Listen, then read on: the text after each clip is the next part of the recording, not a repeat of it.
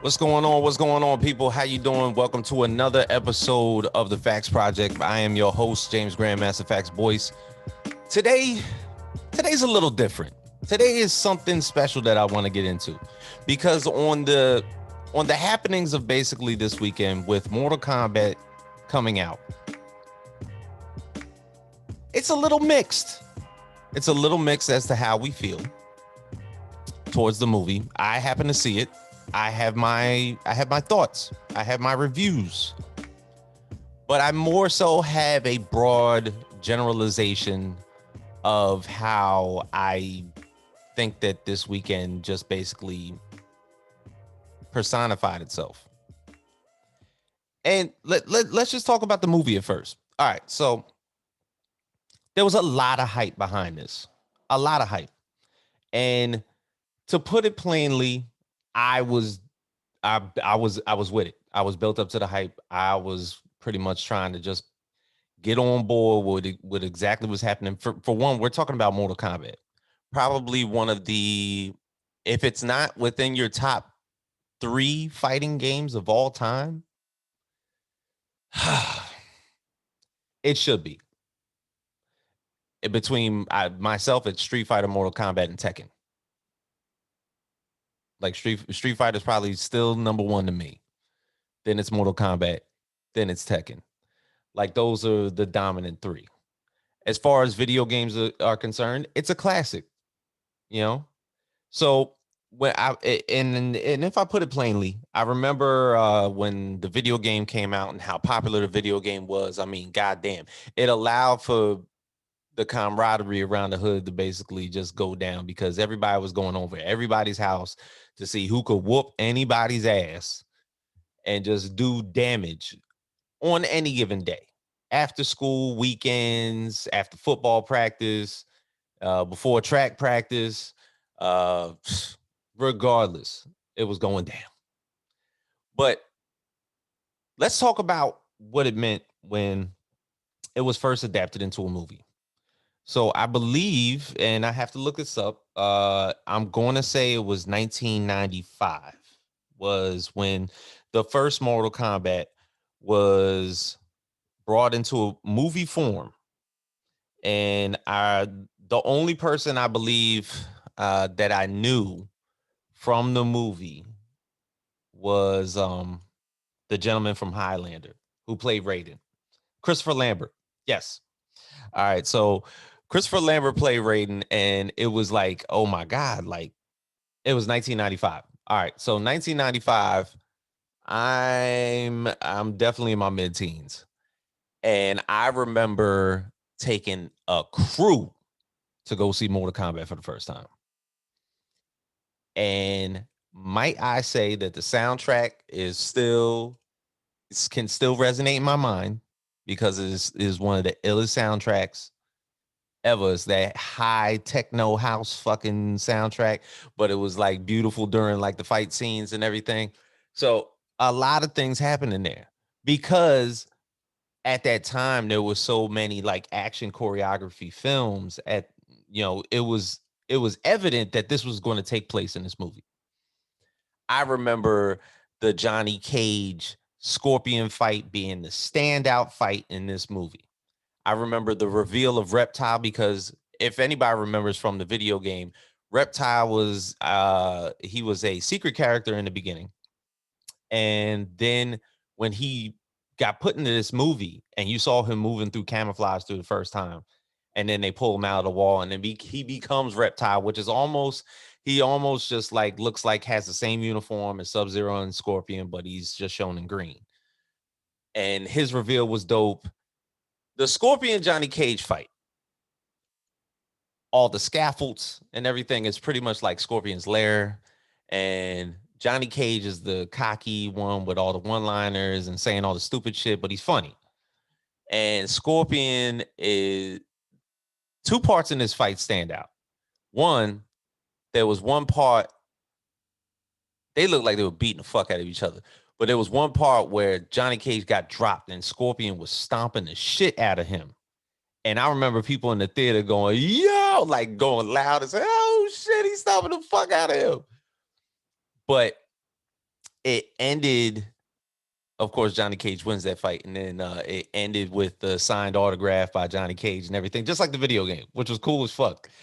Uh, I remember the introduction of Goro, um, pretty much as the dominant figure, as the almost the head of command in front of Shang Tsung. If you want to fight Shang Tsung, you got to defeat Goro first. That's evident. That happens in the game. That happened in that movie. That's exactly how that shit ran because it was a tournament.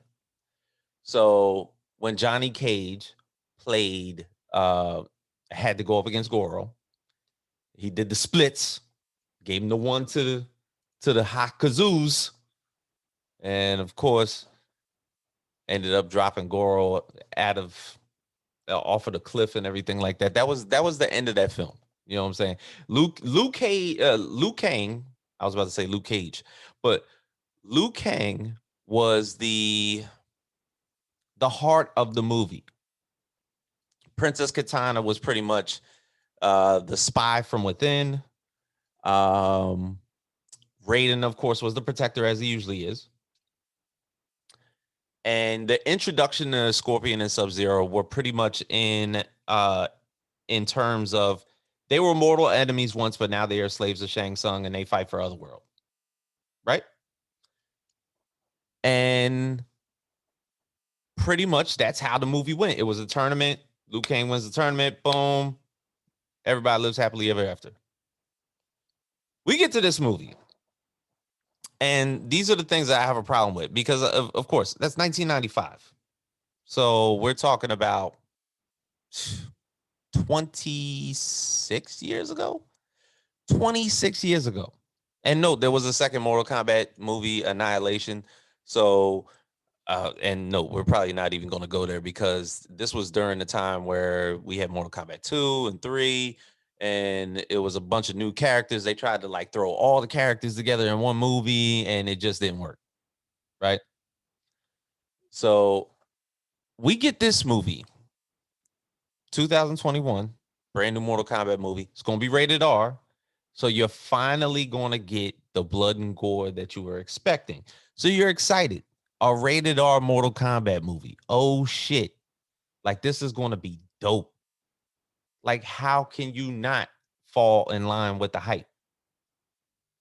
You see some of the trailer footage and you're like, "Yo, Melina looks dope. How she looks." I don't remember us getting to see Liu Kang.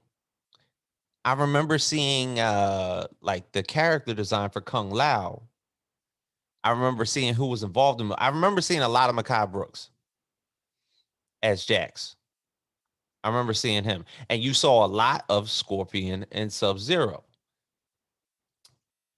And there's a reason behind this because pretty much the plot leading into this movie was based on the origin story of the death of Scorpion, him being sent to hell, and being so angered by his death in hell that he has to redeem himself and come up and fight Sub-Zero in this. And for anybody that does not know the impertinence of what I'm talking about, it is Scorpion's Revenge, the animated Mortal Kombat movie that came out last year, which was fucking flames.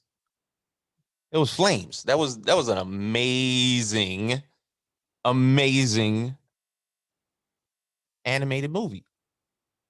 So I can imagine when the animated movie came out and the screenwriters and the writers and probably the production showrunners for this brand new Mortal Kombat movie got to see it for the first time.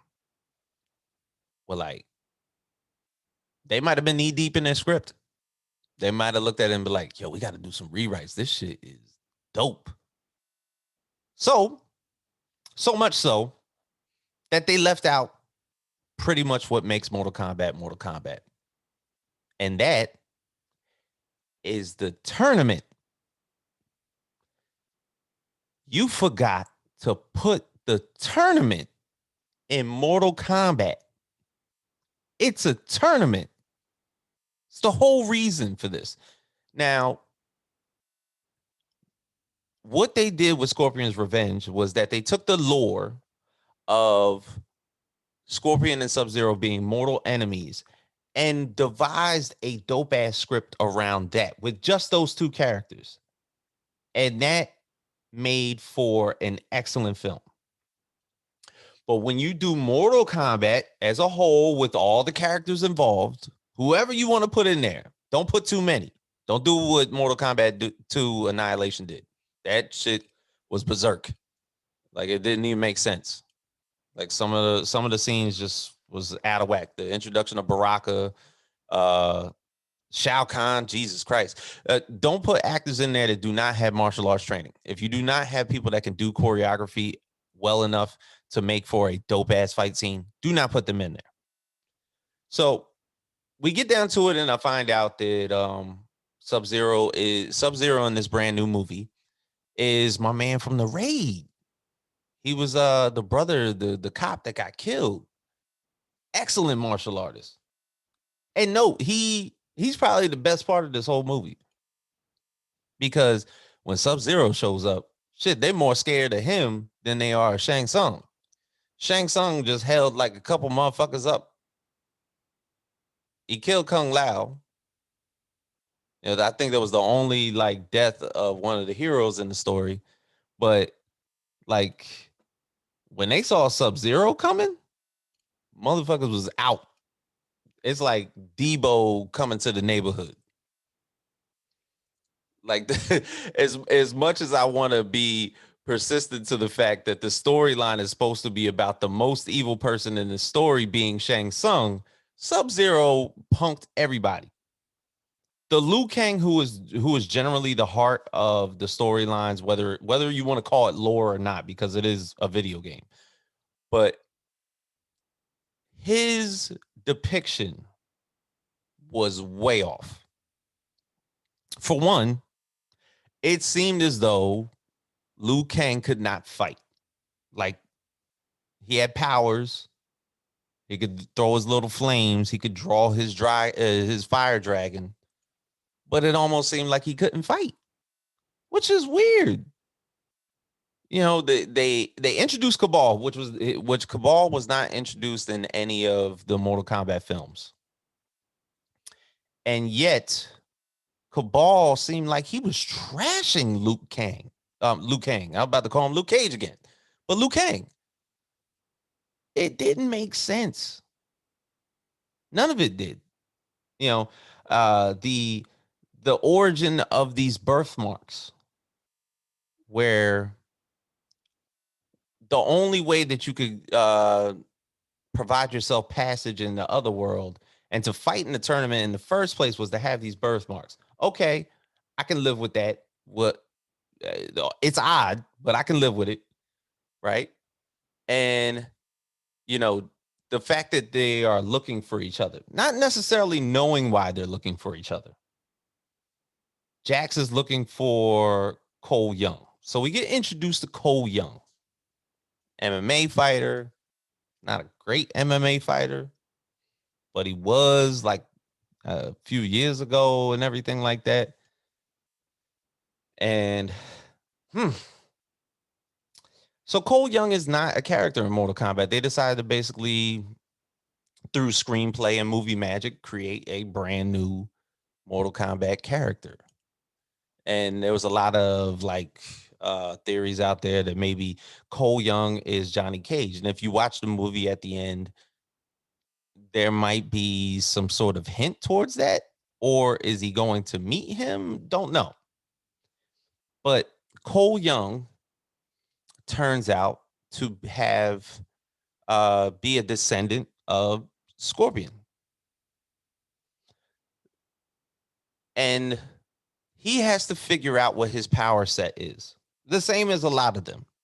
So you have Kano, who was involved in this as the one person that was there for comic relief.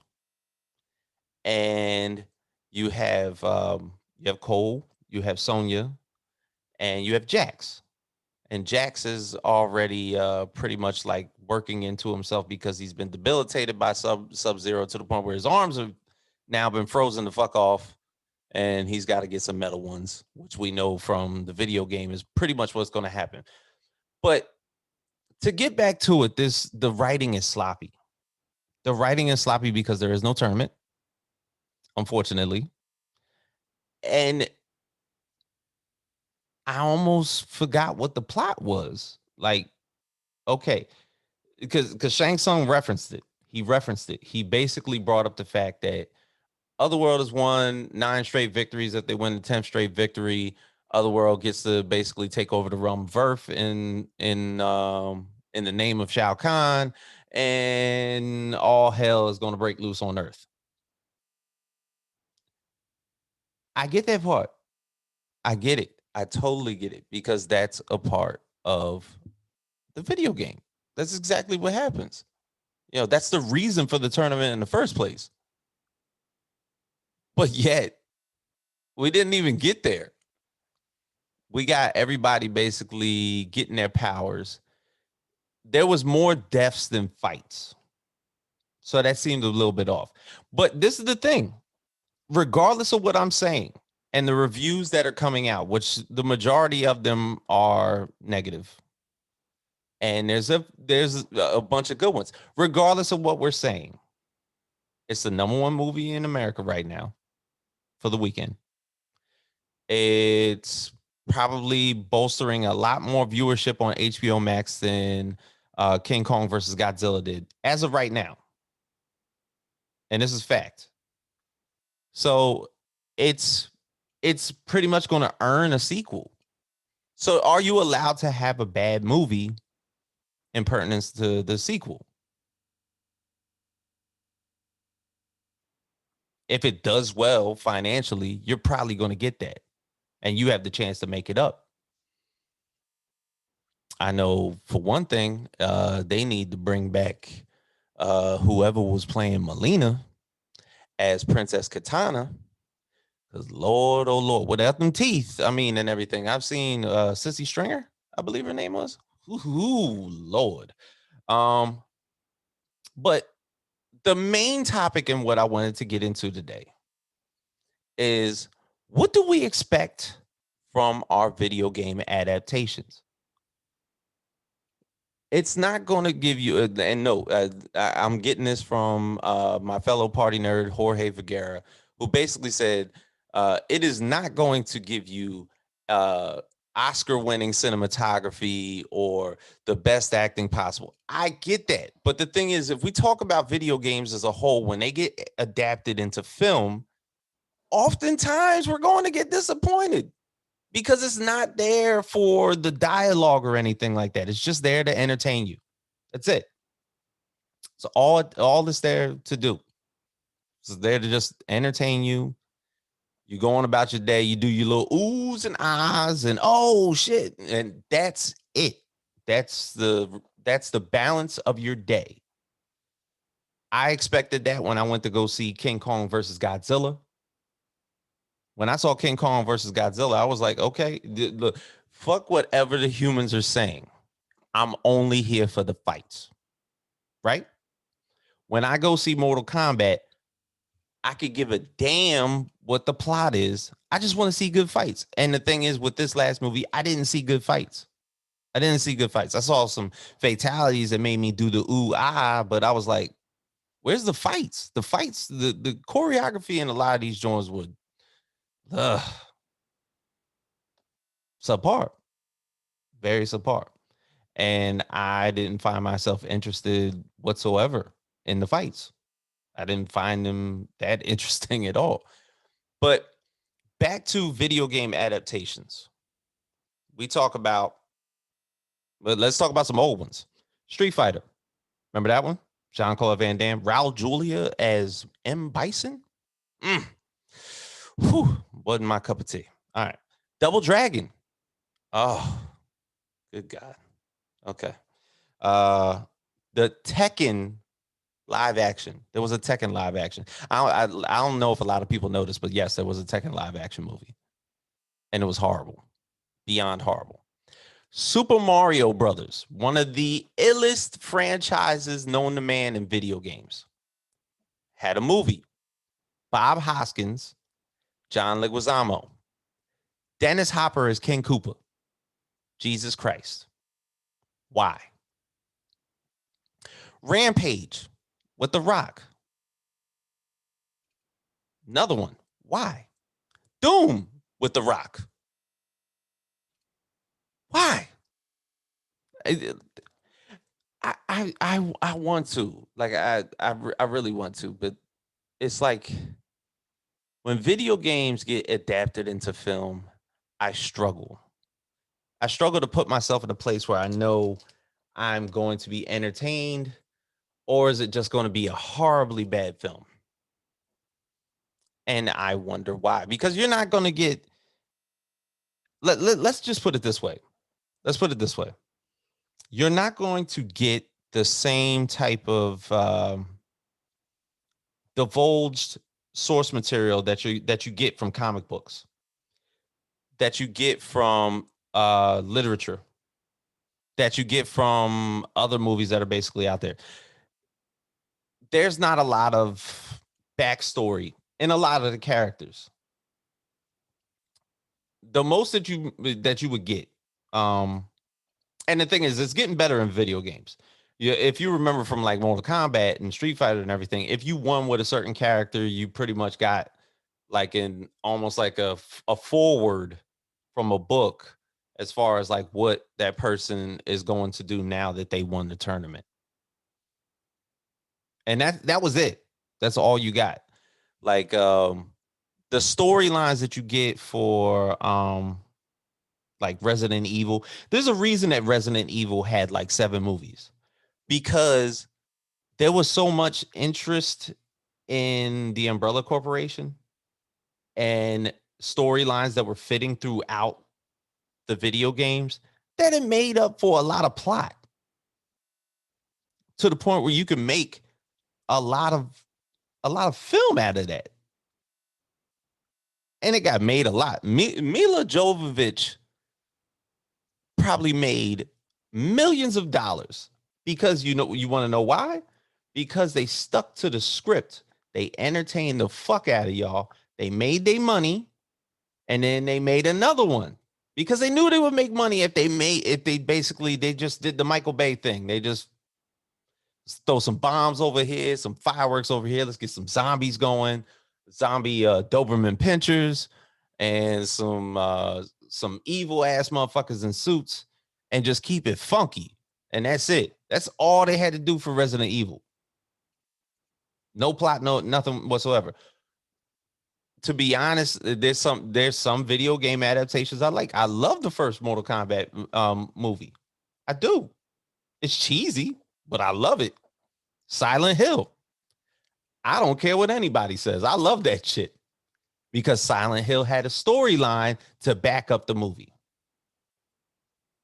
So when we get Sonic, all right, I went to go see Sonic with my daughter, and it was dope. It was dope for how they adapted it. I felt as though Jim Carrey did a great job.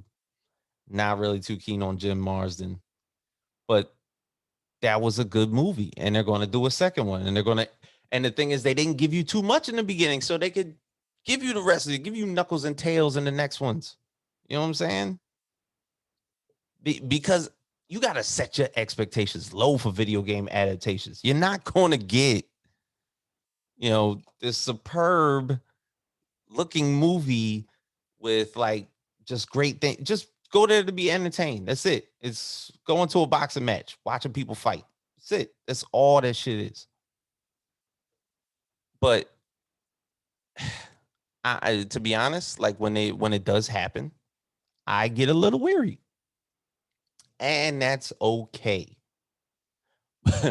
Well, I'm not even sure what the next ones are going to be, because once again, we're going to get another Mortal Kombat movie. That's beyond a shadow of a doubt. It's going to happen. So now you have to go into it with the same type of mind frame, to where you're looking at it as, and because this one does well, are we going to get a Street Fighter movie? how are they going to basically create that type of timeline, create that storyline, get Guile and Chung Li. Look, they did a Chun Li spinoff to Street Fighter, and that was just as horrible as Street Fighter. I could go on and on about this stuff, but this is it, it's it's a double-edged sword. Like I said, when I watched King Kong and Godzilla, I knew that I was going there to be entertained. You give me exhibit A, Godzilla, exhibit B, King Kong, and then throw in an antagonistic exhibit C and Mecha Godzilla and watch everybody fight it out. And I have no problem there because I just sit back and watch this in amazement as to how they built the CGI so much that this looks like an amazing fight in the middle of Tokyo, and it blows you away. But that's rather near here or there. Just go to the movies to be entertained. So this is the Facts Project. Peace, man. We out.